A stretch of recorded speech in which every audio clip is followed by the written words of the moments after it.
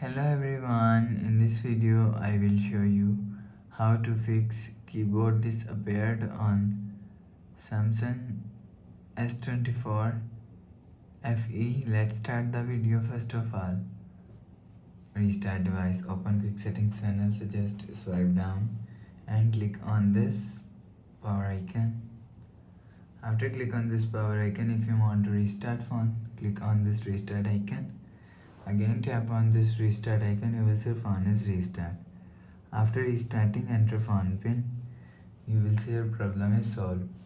But if it not solved, if you want to fix this problem, go to app library, scroll down and click on settings app. Now in setting, scroll down and click on apps. After click on apps, scroll down and search keyboard from here.